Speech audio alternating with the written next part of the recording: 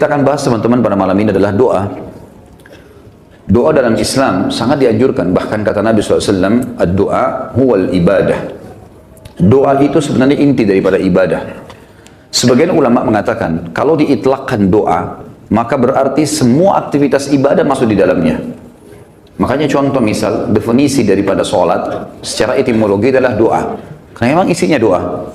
Pada saat sedang puasa kita disuruh berbanyak doa, bahkan dijanjikan mustajab doa. Kita melakukan aktivitas apa saja, keluar rumah, masuk rumah, mau makan, habis makan, mau keluar masuk kamar mandi, keluar kamar mandi. Mengenakan pakaian, membuka pakaian, apa saja ada doanya. Dan doa dijadikan senjata bagi orang-orang beriman oleh Sang Pencipta Allah. Sebagaimana sabda Nabi SAW, doa silahul mu'min. Doa adalah senjatanya orang-orang beriman. Hadis ini masih diperselisihkan para ulama, tetapi memang dijadikan sebagai gambaran oleh para ulama yang lainnya tentang masalah bab doa, karena dia hanya dukungan. Dia bukan menjadi sebuah intisari daripada bahasan itu. Artinya orang mukmin bisa berdoa kepada Allah sehingga menjadi senjata bagi dia untuk menolongnya dalam segala masalah yang sedang dihadapi. Kita dianjurkan teman-teman sekalian agar selalu doa, dan doa adalah munajat atau curhat, menyampaikan hajat kepada Sang Pencipta, dan tidak boleh lepas. Saya sudah sering ulangi dan saya ulangi lagi sekarang. Doa ini jadikan sebagai rutinitas kita. Dan tidak ada aktivitas kecuali diikuti dengan doa. Sampai pada tingkat antum mau masuk ke satu tempat, mall, mau beli baju, minta sama Allah parkiran. Minta sama Allah dimudahkan untuk saya. Ya Allah mudahin saya dapat parkiran ini. Ya Allah mudahin saya membeli baju itu. Ya Allah mudahin saya masuk ke restoran untuk makan makanan itu. Ya Allah mudahin untuk saya bertemu sama orang ini. Ya Allah mudahin usaha saya ini. Ya Allah mudahin kuliah saya ini. Ya Allah mudahin pernikahan saya ini. Dan seterusnya. Diikuti dengan doa. Dan doa itu kata ulama adalah ibadah. Dalam arti kata, kita sudah melihat hasilnya atau tidak melihat hasilnya, tetap dicatat pahala oleh Allah Subhanahu wa Ta'ala. Kalau masih ingat sebuah athar yang saya sebutkan, orang-orang yang rutin berdoa di dunia selalu menyampaikan hajat-hajatnya kepada Allah Subhanahu wa Ta'ala. Dia lihat hasilnya atau tidak lihat hasilnya. Maka orang-orang seperti ini yang belum melihat hasil dari doanya, seakan-akan bagi dia mungkin belum diijabah. Maka dalam sebuah riwayat dikatakan akan datang orang-orang seperti ini hari kiamat diberikan pahala bergunung-gunung. Lalu mereka kaget, pahala dari mana ini? Bertanya pada para malaikat. Lalu para malaikat berkata, ini adalah pahala doa-doa kalian yang belum kalian dapatkan jawabannya di dunia. Maka pada saat itu mereka semua berharap kalau semua doanya selama di dunia tidak diberikan di dunia, tapi diberikan di akhirat, karena besarnya pahala yang didapatkan. Kita dianjurkan untuk membaca doa-doa positif, dan selalu kita berpikir positif juga pada Allah, itu bersangka baik. Tidak ada doa yang dimulai teman-teman sekalian baik dengan Rabbana, wahai Tuhanku dan penciptaku, atau Allahumma, ya Allah, atau apalah yang kita ucapkan, kecuali pasti sudah ada garis finishnya. Kalau kita sudah mulai start, kita sudah tahu pasti ada finishnya. Tinggal semua jawaban yang Allah kasih kepada kita, semua jawaban yang Allah kasih dari permintaan doa kita, itu mengikuti proses sistem atau sunnatullah yang telah Allah berikan kepada kita. Maksudnya ada prosesnya. Jadi kalau kita berdoa, berarti sudah ada garis finish. Tinggal mungkin seminggu, mungkin sebulan, mungkin setahun. Mungkin ada orang berdoa bertahun-tahun, baru Allah SWT berikan kepada dia. Karena bobot dari permintaannya besar. Maka Allah SWT sesuaikan dengan sunnatullah atau sistem yang dia telah buat dalam kehidupan manusia itu sendiri. Nabi SAW sebaliknya teman-teman melarang kita berdoa, mengucapkan kalimat-kalimat yang berbau permohonan atau permintaan, sadar atau tidak sadar, yang buruk. Kata Nabi SAW dalam hadis Bukhari, janganlah seseorang di antara kalian mengucapkan kalimat doa, permintaan, atau munajat, atau penyampaian sesuatu kepada Sang Pencipta yang buruk, baik buat dirinya, baik buat keluarganya, baik buat hartanya, karena jangan sampai malaikat lewat dan mengiyakannya. Misal, orang bertengkar suami istri, kemudian dia mengatakan, saya berharap tidak akan bersama-sama kamu lagi. Dia nggak sadar kalimat ini bisa jadi doa. Walaupun dia dalam kondisi emosi. Tidak boleh orang, saya pernah sampaikan kalau masalah anak-anak, kamu nakal sekali. Atau mungkin dia ucapkan tentang rumahnya, kendaraannya, sial tempat ini. Panas, tidak beruntung tempat ini. Atau bahasa apalah. Doa-doa atau kalimat-kalimat yang terlantunkan seperti ini, yang akhirnya sama saja munajat tapi buruk buat dia, buat keluarganya, buat tunggangannya, buat hartanya, namanya laknat. Namanya laknat. Sudah paham mana laknat? Hah? Mana suaranya? Berarti semua ucapan negatif untuk diri, untuk keluarga, untuk harta, namanya laknat. Dan ini hukumnya dosa besar. Tidak boleh melaknat diri sendiri, nggak boleh melaknat keluarga, nggak boleh melaknat harta. Dan laknat saya bilang tadi, masuk di dalamnya semua perkataan yang akhirnya berisi munajat, harapan, permintaan, tapi negatif. Ini nggak boleh. Dan ingat teman-teman, bukan cuma sekedar tidak boleh, Imam Madzhabi masukkan dalam dosa besar. Kita nggak boleh melaknat diri sendiri, nggak boleh melaknat juga orang lain, nggak boleh melaknat harta, nggak boleh melaknat benda, nggak boleh semuanya. Kita akan baca nanti ada hadis, ada seekor unta yang dilaknat oleh pemiliknya, maka Nabi SAW suruh penduduk Madinah muslimin meninggalkan unta itu. Jangan ada yang sentuh lagi unta itu, karena sudah dilaknat oleh pemiliknya. Hanya karena pada saat pemiliknya nunggangi dia, kaki unta ini kesentuh batu, akhirnya dia hampir jatuh. Mungkin kalau kita naik mobil atau motor sekarang tiba-tiba ada yang ugal-ugalan lalu kita rem tiba-tiba. Kadang-kadang ada orang kalau kurang berzikir teman-teman, tidak biasa lisannya berzikir, yang keluar semua kata kotor nantinya.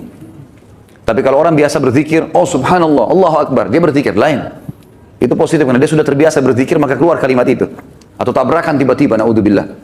Tapi kalau dia tidak biasa maka otomatis keluar kalimat-kalimat yang tidak baik. Dan itu bisa jadi doa buat dia atau buat orang lain. Nah kalau buruk berarti namanya laknat, dosa besar. Jelas ya? Ini judulnya. Judul dosa besar 39 adalah melaknat. Saya akan bacakan Imam Madzhabi mengangkat dalil-dalilnya teman-teman sekalian. Di antaranya adalah hadis riwayat Bukhari Muslim. Hadis yang sangat ringkas, pendek, padat sekali. Dan sebagian ulama mengatakan dari hadis ini sudah cukup sebenarnya setiap mukmin punya pengontrol dalam bermuamalah dengan dirinya atau orang lain. Pendek sekali bunyinya. Kata Nabi SAW, la'nul mu'mini kaqatlihi. Melaknat seorang mukmin adalah seperti dosa membunuhnya. Seperti dosa membunuhnya. Jadi kalau kita lagi jengkel sama seseorang, selama dia muslim, kalau kita ucapkan kalimat itu, maka akan kena. Dalam sebuah hadis yang lain apa? Kalau seandainya ada orang melaknat orang lain, maka laknat itu akan naik ke langit. Kemudian tidak diterima di langit. Lalu Allah memerintahkan laknat itu, doa buruk tadi, kembali ke dunia. Kalau orang yang disebutkan padanya laknat berhak mendapatkannya, memang dia orang pelaku itu, maka akan kembali padanya. Tapi kalau tidak, maka akan kembali pada pengucapnya. Jadi pengucapan doa buruk bisa kembali kepada pengucapnya, kembali kepada kita, naudzubillah. Kecuali keadaannya teman-teman, memang kita dibolehkan melaknatnya secara syar'i, seperti orang melaknat iblis. Melaknat atau mengutuk orang-orang kafir yang sengaja memerangi kaum muslimin. Ya. Seperti di kancah peperangan, ada orang kemudian menyerang muslimin dan menyakiti muslimin, lalu kita mengatakan semoga Allah membinasakannya. Sama kan laknat itu. Tapi di sini babnya terbuka, pintunya terbuka, ya. Karena memang dibolehkan secara syar'i. Kalau orang hanya pelaku maksiat teman-teman, tidak boleh dilaknat. Apalagi kalau dasarnya orang ini orang mukmin yang tidak bermaksiat. Seperti pernah ada seorang yang berzina di zaman Nabi SAW lalu dirajam, dilempar batu. Lalu ada seorang sahabat berteriak mengatakan semoga Allah melaknatmu. Kenapa? Karena dia berzina. Dan memang nyata, kepergok, lagi dihukum. Berarti orang lagi buat maksiat kan? Sama kalau kita orang lagi mabuk misalnya di pinggir jalan. Tetap nggak boleh dilaknat teman-teman. Lebih baik kita ucapkan apa? Jangan kita bilang semoga Allah binasakanmu. Mudah-mudahan mobilmu tabrakan. Nah, ini nggak boleh kita ucap. Ya Allah berikan hidayah. Karena pengucapan ini laknat tadi. Kalau tidak kembali ke dia dan memang tidak akan kembali ke orang-orang ini. Kecuali tadi yang saya bilang orang yang dikhususkan. Iblis, syaitan, ya, orang-orang kafir yang menyakiti muslimin. Ada memang pintu-pintunya saja. Kalau tidak, cuma orang yang bermaksiat dari kaum muslimin tidak boleh. Apalagi dasarnya bukan orang bermaksiat. Para ulama, para da'i, para orang-orang soleh dan soleha. Diolok-olok, dicaci maki. Ini semua masuk dalam masalah bahasan laknat. Melaknat orang mukmin maka lebih berat atau bahkan sama dengan membunuhnya. Kita tahu membunuh dosa besar. Sebagaimana sudah kita bahas juga di dosa besar kita yang kedua. Masalah membunuh adalah dosa besar dan itu sangat berat. Dan membunuh orang mukmin teman-teman sekalian, itu dalam ayat Al-Quran disebutkan termasuk yang diancam kekal di neraka selain kekafiran, kemunafikan, kemusyrikan, juga adalah membunuh mukmin secara sengaja. Ini ada ancaman kekal di api neraka, gitu kan? Dan ini masih khilaf di antara ulama memang, tapi umumnya mengatakan zahir hadis ayatnya begitu. Wa may yaqtul mu'mina muta'ammidan fajazaohu jahannam khalidina fiha. Siapa yang bunuh orang mukmin maka dia akan disiksa atau dikekalkan di dalam api neraka, yang itu adalah dosa besar nomor 2. Maka dia akan dimasukkan ke dalam api neraka dan dia akan kekal di dalamnya. Maaf, sebentar saya pastikan lagi.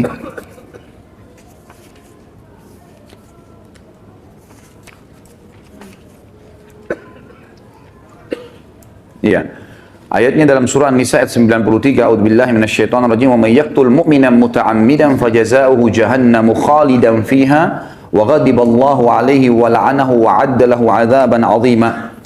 Dan saya beristighfar tadi karena saya salah dalam membaca ayat, tapi ini ayat yang benar, An-Nisa 93, yang artinya barang siapa yang membunuh seorang mukmin dengan sengaja, maka balasannya neraka jahanam dan dia kekal di dalamnya. Dan Allah murka kepadanya dan melaknatnya serta menyediakan adab yang besar baginya. Ya. Sementara melaknat orang mukmin sama dengan membunuhnya. Hadis yang kedua, tadi hadis Bukhari Muslim, hadis yang kedua riwayat Imam Bukhari dan juga Imam Muslim menyebutkannya. Kata baginda Nabi SAW, sibabul muslimi fusuqun wa qitaluhu kufur. Mencaci maki seorang muslim adalah suatu kefasikan dan membunuhnya adalah suatu kekafiran. Di sini kalimat mencaci maki seorang muslim adalah sebuah kefasikan. Maksudnya adalah caci maki masuk dalam laknat. Caci maki masuk dalam laknat. Misal seseorang punya pegawai, lalu dia mengatakan kamu bodoh. Kalimat bodoh ini, walaupun dia lagi salah, bukan itu sama doa buruk kan? Laknat. Maka bisa kembali ke dia, bisa kembali ke dia. Tapi pengucapnya, walaupun orang itu layak mendapatkan kalimat bodoh, kembali ke dia kalimat itu, tapi laknat ini bisa kembali menjadi dosa besar bagi pengucapnya. Dan lebih baik jangan diucapkan. Baik, jangan diucapkan. Beda kalau kita menghardik perilaku.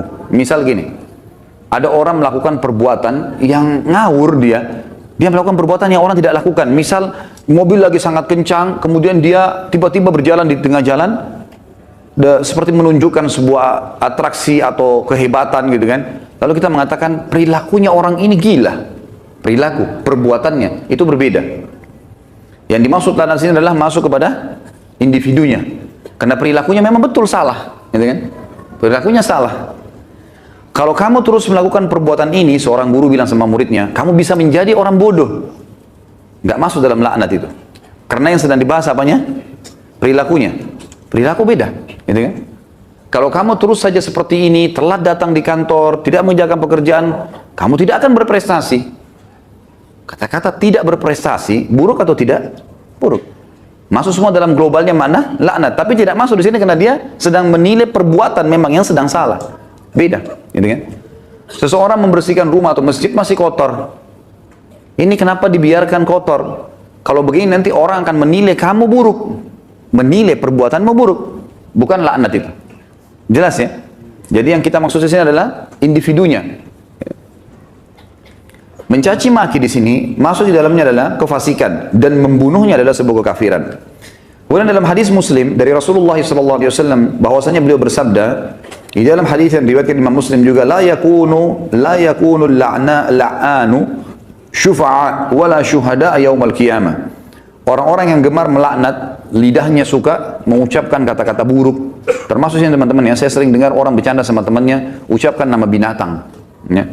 Panggil nama binatang, panggil kata-kata buruk, ya. Kadang-kadang kalau ditanya apa itu, oh itu artinya ini, oh itu arti buruk semua. Walaupun dia cuma bercanda sama temannya.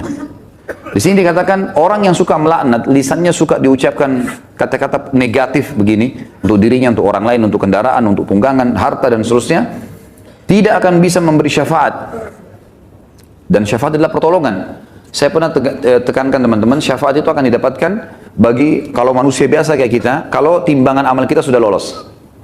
Kalau kita sudah ditimbang amal baik, amal buruk, lalu amal baik kita lebih banyak, maka kita akan bisa memberikan syafaat orang lain. Sebagian ulama mengatakan sesuai dengan kadar lebihnya pahalanya dia.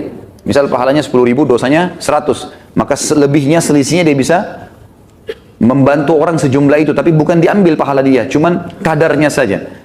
Ini ulama ambil daripada hadis Nabi SAW yang berbunyi, sesungguhnya akan ada dari umatku yang bisa memberikan syafaat sejumlah suku Mudar. Suku Mudar adalah suku Arab yang sangat banyak jumlahnya, gitu kan? Ada orang kena banyak sekali amal solehnya, dosanya sedikit, dia lolos, kemudian dia bisa memberikan pertolongan sampai satu suku, gitu kan? Lalu lanjutan hadis kata Nabi SAW, dan ada juga di antara umatku yang akan saking besarnya dosa yang dia lakukan, yang akan membesar di neraka sampai dia sendiri menjadi salah satu sudut neraka itu. Tapi saksi bahasan kita potongan pertamanya. Orang yang suka melaknat teman-teman tidak boleh memberi syafaat. Sebagian ulama mengatakan syafaat di sini masuk dunia dan akhirat. Artinya kalau ada orang mau merekomendasikan orang lain, tidak layak dia bisa memberikan rekomendasi kalau dia sendiri suka melaknat, suka menghardik, suka mencaci maki, suka menyalahkan, ya, mendoakan yang buruk. Dan juga dia tidak akan menjadi saksi untuk umat-umat yang lain yang disampaikan risalah pada mereka pada hari kiamat. Karena nanti kita akan menjadi saksi hari kiamat. Nanti dalam sebuah hadis dikatakan Nuh alaihissalam didatangkan oleh Allah di mahsyar bersama dengan kaumnya. Lalu Allah tanya, hai Nuh, kau sudah sampaikan belum apa yang saya perintahkan? Kata Nuh, sudah ya Allah. Tanya kaumnya, apakah Nuh sudah dakwakan kalian? Enggak pernah Nuh datang kepada kami. Lalu kata Allah SWT kepada Nuh, siapa saksimu Nuh? Dia bilang Muhammad dan ke umatnya. Dipanggillah Nabi Muhammad SAW dengan kita semua memberikan syafaat. Ya, kita memberikan kesaksian, kesaksian. Bahwasanya betul Nabi Nuh sudah menyampaikan dan kami terima dalam Al-Quran dari surah Nuh engkau turunkan ya Allah. Jumlahnya sekian ayat, lalu ayat-ayatnya ditilawakan sehingga kaum Nuh tidak bisa membantah. Karena apa yang mereka lakukan Allah sudah sampaikan dalam Al-Quran. Nah, orang yang suka melaknat tidak bisa ikut-ikutan memberikan kesaksian. Tentu ini sebuah kebanggaan pada hari kiamat ya. Karena kita bisa jelas, oh ini umat Muhammad, umat yang terbaik karena kita umat terbaik. Sebagaimana sabda Nabi SAW dalam sebuah hadis yang sahih yang lain, tidak ada satupun umat sebelum kalian kecuali berharap menjadi kalian, gitu kan? Karena besarnya fadilah kita sebagai umat Nabi Muhammad SAW. Nabi SAW juga mengingatkan agar setiap Muslim tidak boleh memilih teman yang suka melaknat atau lisannya suka mengucapkan kata-kata yang tidak baik. Nah, itu disebutkan di dalam riwayat Imam Muslim. Kata Nabi SAW, la yanbaghi li sadiqin an yakuna la'anan. Tidaklah patut bagi seorang teman menjadi seorang tukang laknat atau suka melaknat. Kita sudah tahu kalau kita ketemu kemudian dia suka mencaci maki atau ucapkan kalimat buruk buat dirinya kah, buat orang lain kah, gitu kan? Itu semua buruk. Ya, ini buruk teman-teman sekalian. Sama dengan yang saya lihat orang sering sebut di Jakarta lata, sembarangan ucap-ucapan. Dan ini saya, Allahu a'lam, saya pribadi melihat, mungkin saya salah ya, tapi saya melihat ini mungkin karena dibiasakan saja. Dianggap bahan bercandaan awalnya, lama-lama jadi kebiasaan dia. Lama-lama, karena ini kalau kita tanyakan di teman-teman medis mungkin tidak ada penyebabnya ini. Bukan orang yang gila. Jadi dia cuma karena menganggap lucu, dia anggap juga orang-orang anggap dia jadi lucu, jadi mengucapkan kata-kata yang tidak baik. Ini juga masuk. Kalimat-kalimat buruknya bisa jadi laknat karena orang yang tidak dihitung, tidak dihisap oleh Allah, hanya anak kecil sebelum balik, orang gila sampai sadar, gitu kan? Dan juga orang tidur sampai dia bangun. Selain daripada ini akan dihisap oleh Allah Subhanahu wa taala. Orang mukmin secara umum yang dihasankan hadisnya oleh Imam Tirmidzi, dilarang juga menjadi orang yang suka melaknat, menyalah-nyalahkan, berkata-kata buruk, menyakiti orang lain, sebagaimana sabda beliau sallallahu alaihi wasallam, laisal mu'minu bit-ta'an walal la'an walal fahish walal badhi. Bukanlah seorang mukmin yang sejati orang yang suka mencelah, yang gemar melaknat, yang suka berbuat keji dan suka berkata kotor atau menyakiti orang lain. Itu orang mukmin tidak usah. Bahkan saya sudah pernah ajarkan teman-teman, kalau kita diajak ribut, diajak bertengkar, wa idza khatabahumul jahiluna qalu salama.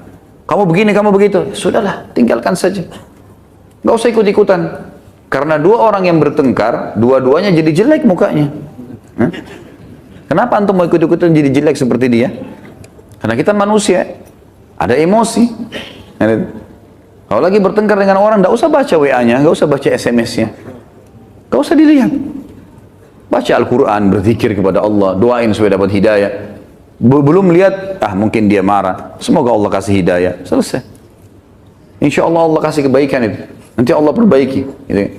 Daripada ikut-ikutan. Karena dia buruk, kita buruk. Dia melaknat, kita bisa melaknat. Dua-duanya hanya kena keburukan. Dan kata Nabi SAW, kalau dua orang sedang bertengkar, maka laknat Allah turun kepada yang memulainya. Siapa yang memulai pertengkaran, dia yang dilaknat sama Allah. Jadi kalau laknat dari Allah melalui malaikat adalah diangkat berkah hidupnya. Kalau laknat kita, manusia kita mengucapkan berarti kita berharap keburukan buat diri kita atau orang lain. Kalau dari malaikat, dari Allah itu diangkat berkah hidupnya.